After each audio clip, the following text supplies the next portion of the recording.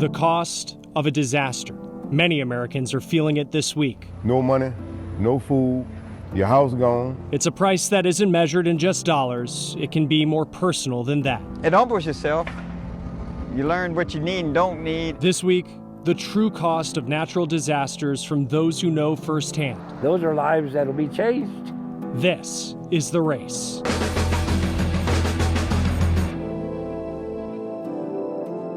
Welcome to The Race. I'm Chris Stewart. Wildfires in California this year have burned more land than all of last year. Their impact can be felt far beyond this state when it comes to issues like air quality. But for the people who have been forced from their homes because they live so close to the smoke and to the flames, they say dealing with the uncertainty of wildfires has become an annual guarantee. Wildfires don't compromise. They're unforgiving.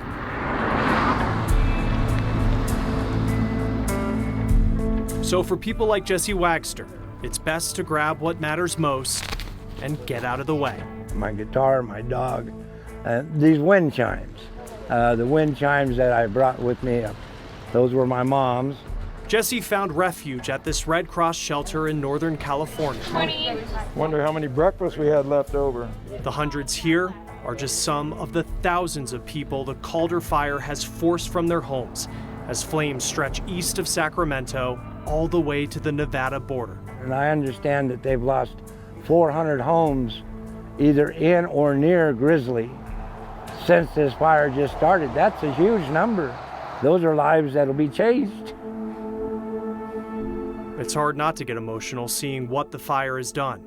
This is what's left of the town of Grizzly Flats, less than 40 miles away. I don't say it's summer anymore. I say, oh no, it's fire season.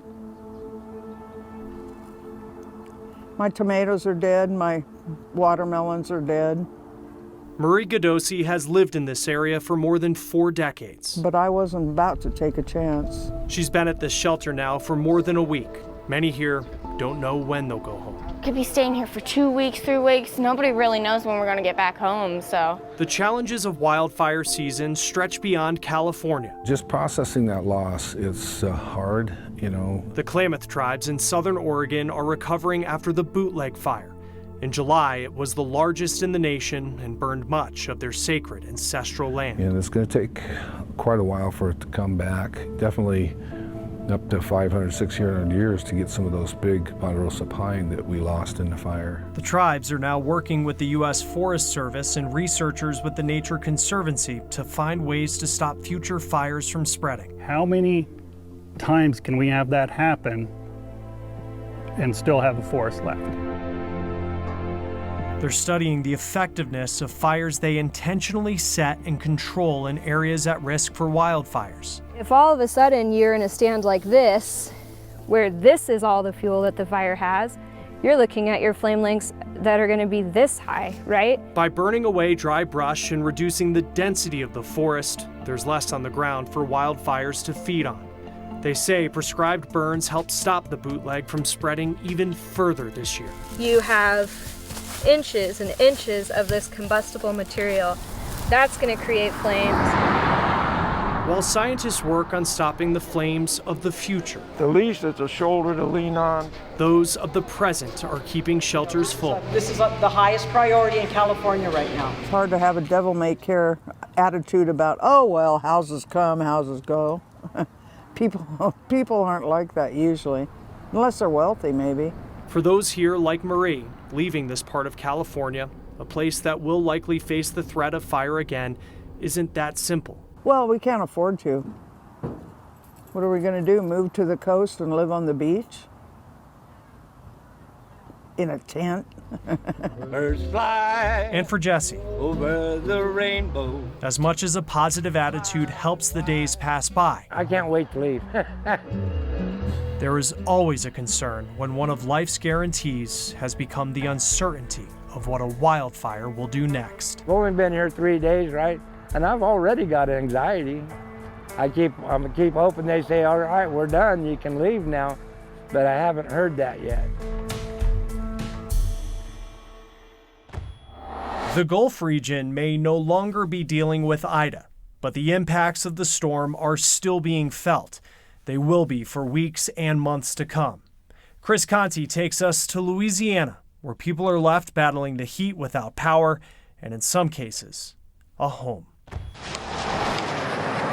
Deceptively beautiful at the end of another hot Louisiana day. Perhaps a sort of apology from Mother Nature. But it's come too late. Gas is in short supply and desperation is starting to set in. We need help. You could see it on Brandy Jones's face, hear it in her voice. Terrebonne Parish and Lafourche Parish got hit the hardest, so you'll think that they'll have something for us. And they don't have anything. Sitting outside a makeshift shelter in Houma, Louisiana, this mother, her 4-year-old, and their family have no place to go.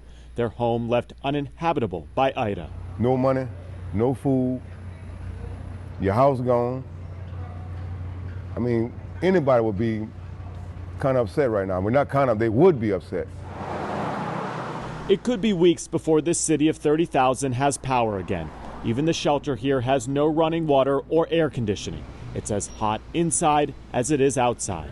I feel really pissed off, angry, because you would think that this is our parish, that they would actually like just have us some, at least when they hit, I don't know, it's just bad. And nobody, we asking everybody, nobody knows what's the plan. They said they wasn't prepared for this, how?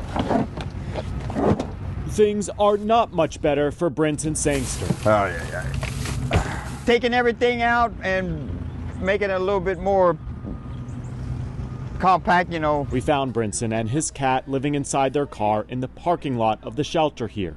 He filled an extra tank of gas, packed some coolers with cooking supplies. In that little bitty suitcase, I got 8 pair of blue jeans and about 15 shirts. And got out. This is all he has now. It humbles yourself. You learn what you need and don't need. Brinson lives in Duloc, Louisiana, a small, unreachable town 30 miles south of here, which took a direct hit. There's nothing. I almost didn't come back. It is power, or lack thereof, that is exacerbating this natural disaster. Without electricity, there is no air conditioning, and the temperature across Louisiana is expected to be close to 100 for the next week. Yeah, I'm kind of like numb a little bit, I guess you could say. You don't really know.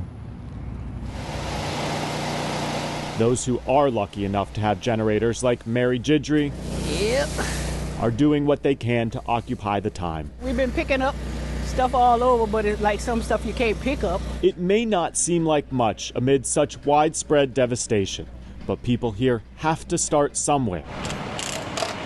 Even utility crews are beginning the painstakingly complex process of somehow getting the power grid across southeast Louisiana back online. Put all my ice in there. You learn what's important in your life and what's not. The material stuff is not important. People across the Gulf Coast trying not to lose sight of what's important, even though Ida has taken so much away. In Houma, Louisiana, I'm Chris Conti. The race continues next.